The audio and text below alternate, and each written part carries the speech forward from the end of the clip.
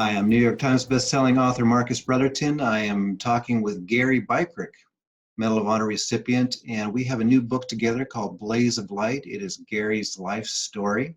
Your first season in Dak Seang is idyllic. You'd used the term before, it was a jungle Shangri-La. You have purpose, you have task for each day, you're delivering babies, you're taking care of the tribes people, you're taking care of the Green Berets, you're taking care of the fighters. And plus it's just a fun time. I mean, you're showing John Wayne movies on the screens there. You're taking kids down to the river to go swimming. It's a fantastic place. All that changes April 1st, 1970, 50 years ago. Talk about what happens April 1st, 1970. Well, very early in the morning, we started taking incoming, and we had had incoming before, but this was much more intense. The incessant landing of rockets and artillery, explosions, very early in the morning.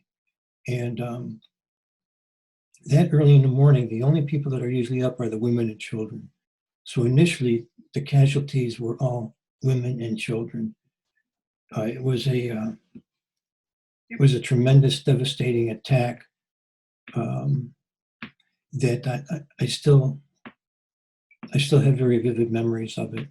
We were surrounded by over 10,000 North Vietnamese who wanted to overtake this small special forces camp. It was the beginning of the Vietnamization program, and they were looking for some kind of psychological victory. And so they felt that by overcoming and overrunning our camp, that would gain them some recognition, some encouragement, some motivation that would help them propaganda-wise. And so our camp was surrounded for 30 days, total of 30 days. I was wounded very early in the battle, 3 different times. If it weren't for my Montagnard bodyguard, Deo, I wouldn't have been able to do the things that I did. But the significant part of the battle for me was realizing that in spite of all my training, once I was shot in the back, I couldn't move anymore. And Deo had to pick me up and carry me around. And over that time that we've been together, our friendship and our love for one another had developed to such a point that we had made an agreement that we would never leave each other alone. We would always be there for each other. And Deo continued to carry me in spite of the fact that I was wounded 2 more times. He wanted to take me back down into the bunker and to get out of the battle. But I said, no, we need to stay up here. So he agreed to stay with me.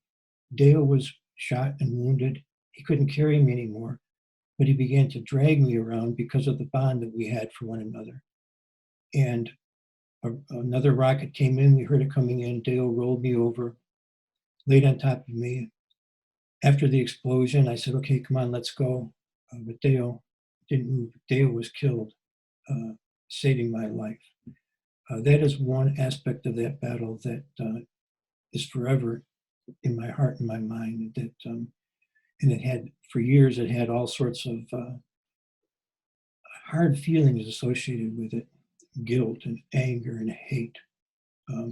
But over the years, I've learned to be able to work through that and see it, reframe it, and understand that that incident, that experience, for me now, was an experience of love, of what the love can do, how love can operate between 2 individuals in spite of the circumstances, where people make a commitment to be with each other, and that love can get you through anything.